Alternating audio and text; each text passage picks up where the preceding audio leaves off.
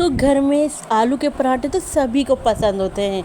और ख़ास करके जब बारिश का मौसम हो तो आलू के पराठे बनाए जाए तो मैं कहती हूँ जो नहीं भी खाते होंगे वो भी इस रेसिपी के फ़ैन हो जाएंगे, क्योंकि ये बनते ही इतने मज़े के हैं कि खाने वालों के हाथ ही नहीं रुकेंगे और वो एक से ज़्यादा पराठे खाने पर मजबूर हो जाएंगे। तो आज की मेरी रेसिपी आप लोगों ने एंड तक देखनी, क्योंकि मैं इसमें दो तरह के पराठे आपके साथ शेयर करूँगी कि आलू के पराठे को आप जो है दो तरह से किस तरह से बना सकते हैं। जो फिर आपको पसंद आए फिर आप उसी तरीके से बना लीजिएगा।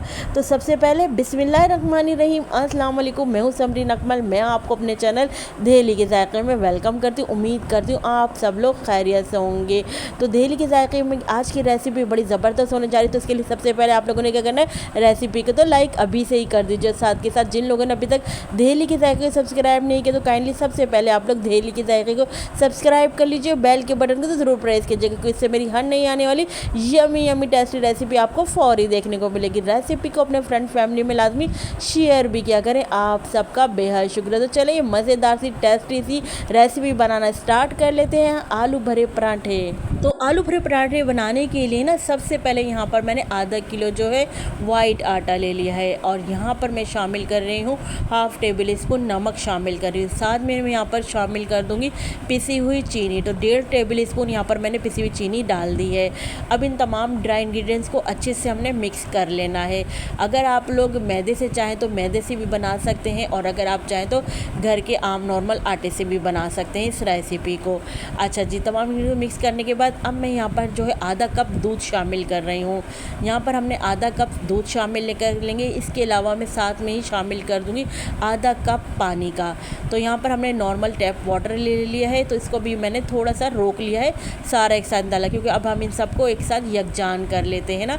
जो हमने दूध और पानी शामिल किया इनको हम अच्छे तरीके से अपने आटे में मिक्स कर लेते हैं।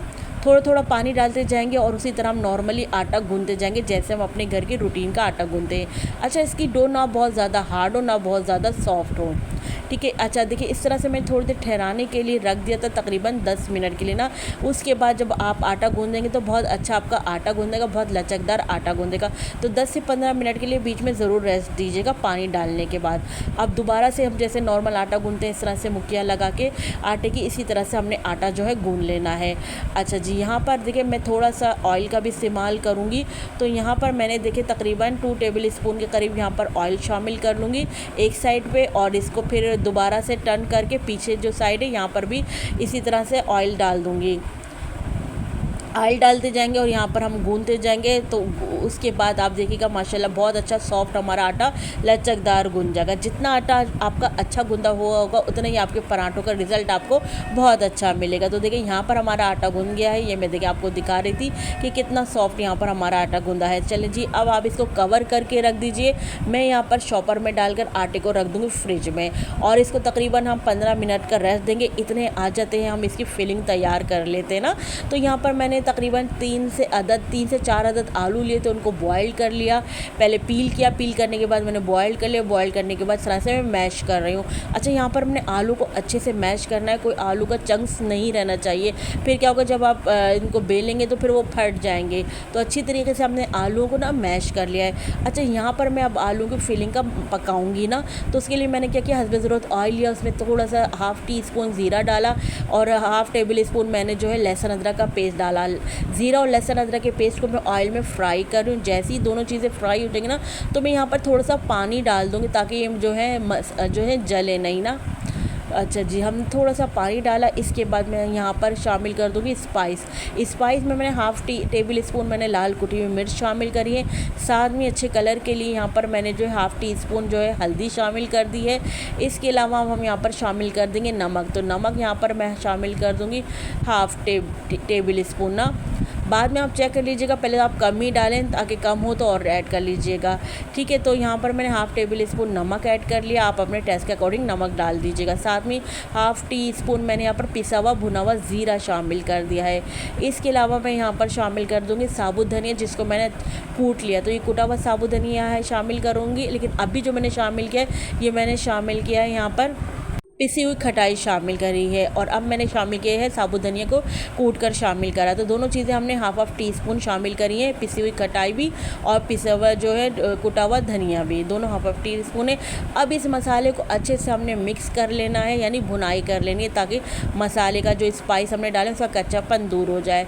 तो यहाँ पर मैं भुनाई कर रही हूँ। जब हमारी यहाँ पर अच्छे से भुनाई हो जाएगी तो मैं यहाँ पर शामिल कर दूँगी जो हमने बॉयल्ड आलूओं को मैश किया था ना, तो ये बॉयल्ड आलू ना मैश किए हुए इसमें शामिल कर देंगे अपने मसाले में। अब इस मसाले में हमने अपने आलू को अच्छे से मिक्स कर लेना है और साथ में ना इन आलू को हमने भून लेना है। अच्छा, एक दफ़ा मैं आपने देखोगे तकरीबन सभी लोग जो है भुर्ता भरी जब बनाते हैं तो उस आलू बॉयल्ड में ही मसाला सारे शामिल कर देते और इस तरह से पकाते नहीं हैं। मैंने एक दफ़ा इसी तरह करा कि बग़ैर पकाए आलू भुर्ता भरी पराठे बना लिए, मुझे बिल्कुल भी पसंद नहीं आए, क्योंकि मज़ा देखिए इसी में आता है जब आप भुर्ते को पकाएंगे, इसके फीलिंग को पकाएंगे जब भी मज़ा आता है। साथ में मैंने हरा धनिया ले लिया है, प्याज चॉप की हुई ले लिया है और 2 हरी मिर्चें मैंने ले ली हैं। तो प्याज हम सारी शामिल नहीं करेंगे, तकरीबन आप समझ लें हमने एक प्याज जो चॉप की हुई एक शामिल कर दी है, 1 से 1.5 प्याज आप समझ लें। तो यहाँ पर अच्छे से अब हमने देखा अभी भी हमारा फ्लेम ऑन है और इन तमाम सब्ज़ियों को डालने के बाद हम जो अच्छे से मिक्स कर रहे हैं, यानी यहाँ पर अच्छे से भुनाई कर रहे हैं, क्योंकि जब तक हम इसकी फीलिंग को पकाएंगे नहीं, जब तक इस भुर्ते को पकाएंगे नहीं, जब तक आपको भुर्ता भरी में वो बात नहीं आएगी। क्योंकि मुझे तो बिल्कुल भी पसंद नहीं आता। इससे पहले जो मैंने बनाए थे ना भुर्ता भरी, मैंने कहा सब इसी तरह भरते हैं लाए में हम भी कर लें, लेकिन मुझे तो बिल्कुल भी टेस्ट नहीं आया जब तक आप इसकी फीलिंग को पका के शामिल ना करें। अच्छा, आपने वो ज़रूर डालिएगा, पिसी हुई खटाई से बड़ा अच्छा टेस्ट आएगा। अच्छा, इस मोमेंट पे आपने नमक मिर्चें चेक कर लेनी है, अगर नमक मिर्चें कम हो तो आप मज़ीद ऐड कर सकते हैं। हमने यहाँ पर हरी मिर्चें भी काट कर ऐड करी हैं। ये देखें आप, माशाल्लाह से आप देखें शक्ल से ही कितना ज़बरदस्त लग रही है इसकी फीलिंग। तो ज़रूर आप लोगों ने मेरी तरीके से इस तरह से भुर्ता भरी पराठे बनाएंगे ना, तो आप लोग हर बार फिर इसी तरीके से ना बनाना पसंद करेंगे। अगर आप लोगों ने अभी तक दहली के ज़ायक़े सब्सक्राइब नहीं किया तो काइंडली आप लोग दहली के ज़ायक़े सब्सक्राइब कर लीजिए, क्योंकि मैं लेकर आती हूँ आप लोगों के लिए इसी तरह से मज़े मज़े की यमी रेसिपी। और रेसिपी को तो लाइक ज़रूर कर दीजिएगा, क्योंकि हम आपके लिए करते हैं इतनी मेहनत। जी हाँ, हम आपके लिए मेहनत से लाते हैं, तो इस रेसिपी को लाइक करना तो बनता है। अब हम यहाँ बना रहे हैं जी घी और मैदे का मिक्सचर। तो यहाँ पर आपने क्या करना है, 3 टेबल स्पून यहाँ पर आपने घी ले लेना है, तो 4 टेबल स्पून आपने मैदा ले लेना है। दोनों चीज़ों को अच्छे से आपने क्या करना है, मिक्स करना है। मिक्स करने के बाद आपने क्या करना है, इसको फ्रीज़र में रख दीजिएगा तकरीबन 15 मिनट के लिए। 15 मिनट बाद आप देखेंगे ये अच्छा सा जम जाएगा ना घी और मैदे का मिक्सचर। चले जी, यहाँ पर हमने गूंदे हुए आटे को जो रेस्ट पे रखा था ना, अब हमने उसको निकाल लिया है एक बाउल में। अच्छा जी, अब यहाँ पर हम इसके पेड़े बनाना स्टार्ट करते हैं। तो हम यहाँ पर पहले अभी 4 पेड़े बना लेते हैं यहाँ पर। अच्छा, जिस प्लेट में आप रखें पहले उस प्लेट में आप जो है मैदा डस्ट कर लीजिए, और यानी कोई भी खुश्की आटा वगैरह डस्ट कर लीजिए। उसके बाद जब आपके पेड़े बन जाए तो पेड़ों के ऊपर भी आपने उसी तरह से मैदा डस्ट कर देना है। देखिए, पेड़े हमने उसी तरह बनाने जैसे हम घर की रोटियों के लिए हम पेड़ा बनाते हैं, तो सेम उसी प्रोसेस से हमने यहाँ पर पेड़े बना लिए। और फिर देखिए हमने हर पेड़े के ऊपर जो इस तरह से मैदा या आटा डस्ट कर लेंगे। अच्छा, इसके बाद हम 10 मिनट का इसको रेस्ट देंगे। इसके बाद देखिए हम कवर लगा के रख देंगे रेस्ट पे रखने के लिए, ताकि ऊपर जो ड्राइनेस ना आए। अच्छा जी, जब 10 मिनट हो जाएंगे हमारे पेड़ों को बने, तो उसके बाद हमने क्या करना है, इनको बेल लेना है। रोलिंग कर लेंगे, इस तरह से हम रोटियों को बेल लेंगे इस तरह।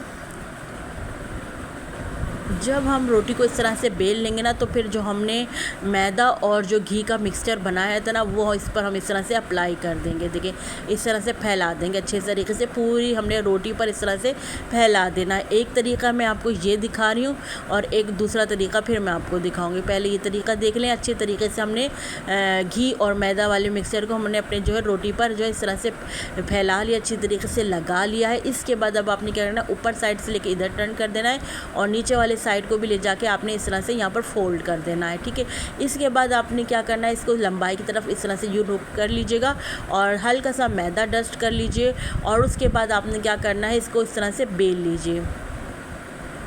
इसको यूँ इस तरह से लंबा लंबा हमने बेल लेना, ताकि थोड़ा सा ये लंबा हो जाए हमारे पास ना। आपने इसको बेल लेना है। जब ये इस तरह से बेल जाएगा तो फिर अब आपने क्या करना है वो मैं आपको दिखाती हूँ कि इसको आपने इस तरह से फोल्ड करते हुए लेकर आना है। ये देखिए,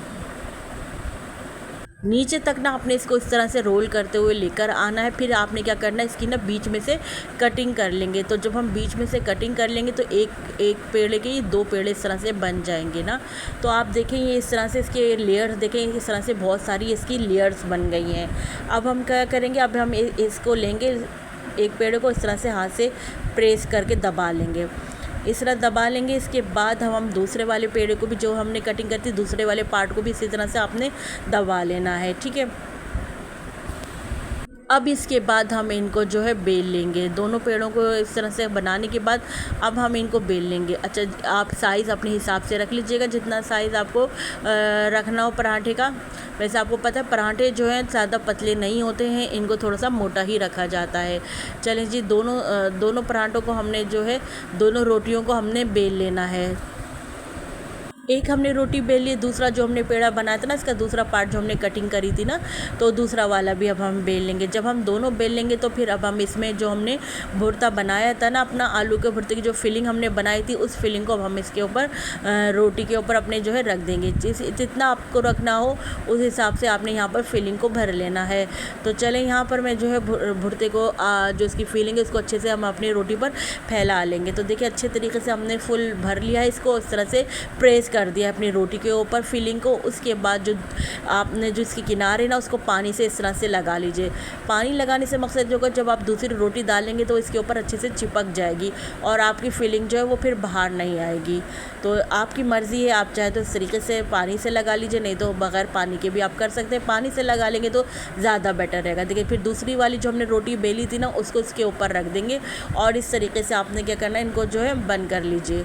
ये देखिए हमने पानी इस मकसद के लिए लगाया था कि आराम से देखिए चिपक रही है दूसरी रोटी ना, आराम से अंदर फिल हो गया अंदर से जो ये। अच्छा, अब आपने क्या करना है, इसको चाहे तो इस पर मज़ीद जो है आप चाहे तो बेलन से बेलकर पतला कर लें। अच्छा, उसको मैंने साइड में रख दिया। ये मैं दूसरे आपको तरीका बता रही हूँ। दूसरा तरीका वही हम जो नॉर्मली घर में बनाते हैं। देखिए इसका भी हमने जो 4 पेड़े बनाए थे ना, तो अब तीसरा पेड़ा हमने ये लिया और इसको बेल लिया है। और बेलने के बाद इसको इस तरीके से हमने इसमें फिलिंग डाल दी है।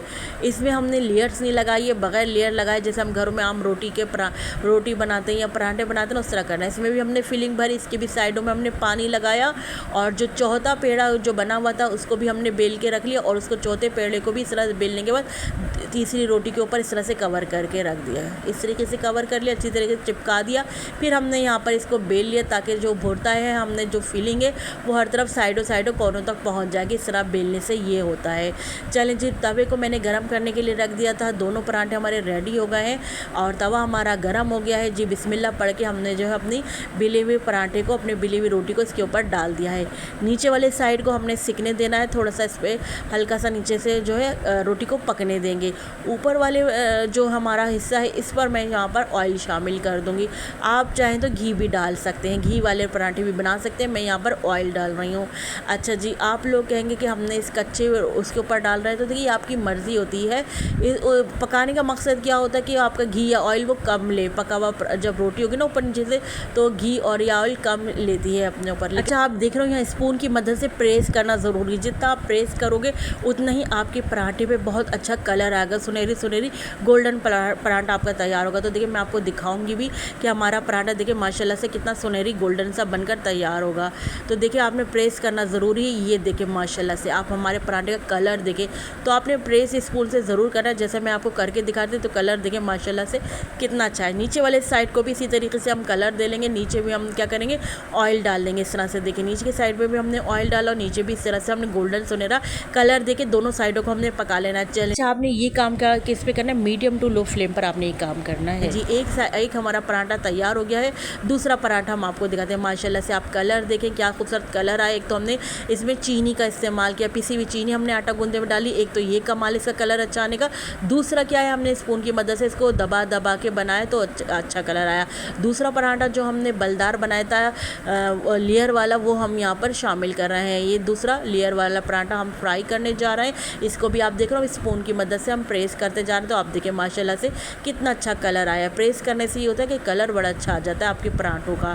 तो अगर आप लोगों ने कभी ट्रिक से नहीं बनाया तो मेरे इस तरीके से आप लोग ज़रूर बनाएंगे, तो आपके भी इसी तरह सुनहरा गोल्डन कलर के पराठे तैयार होंगे। चलें जी, दोनों पराठे हमारे तैयार हो गए हैं। दोनों पराठों को हम अपने जो है निकाल लेते हैं सर्विंग प्लेट में। लीजिए जनाब, दोनों पराठे हमारे माशाल्लाह से बहुत अच्छे कलर के, बहुत अच्छे टेस्ट के, कलर के साथ साथ बहुत अच्छे जायकेदार हमारे बने। और आप लेयर वाला पराठा दिख रहे हैं, मतलब मैं उठा रही हूँ तो देख रहे हैं आप, उसकी लेयर जो है वो माशाल्लाह से खुल रही हैं। कितना ज़बरदस्त ये हमारे पराठे बनकर तैयार हुए, क्रिस्पी क्रंची। और आप इसको सर्व कर सकते हैं चटनी रायते के साथ। ये मैंने भुर्ता जो फीलिंग है वो उसके साथ भी इसको रखा, साथ में अचार के साथ भी। आप इसको चटनी के साथ भी, चटनी की रेसिपी मेरे चैनल पर मौजूद है, और ये वही अचार है जो मैंने आपको इसकी रेसिपी मेरे चैनल पर अपलोड है इस अचार की। तो ये मेरा वही अचार है होममेड घर का। और जी इसको आप, चटनी भी मेरे चैनल पर मौजूद है, चटनी से भी आप इसको एंजॉय कर सकते हैं। आई होप मेरी आज की रेसिपी आप लोगों को ज़रूर पसंद आएगी। आप लोगों ने ज़रूर बनाना है मेरी इस रेसिपी से, और मुझे कमेंट करके ज़रूर बताना है कि जब आपने बनाए तो आपके कैसे बने, और आपके घर वालों को कैसे लगी मेरी रेसिपी। तो मुझे ज़रूर कमेंट दीजिएगा, मुझे आपके प्यारे से कमेंट का इंतज़ार रहेगा। तो चले चलती हूँ, क्योंकि मैं आप लोगों के लिए इसी तरह मज़े की यमी रेसिपी लेकर आप लोगों की खिदमत में हाजिर होती हूँ। जब तक के लिए मुझे समरीन अकमल को दहली के जायके से इजाज़त दीजिए। अल्लाह हाफिज़।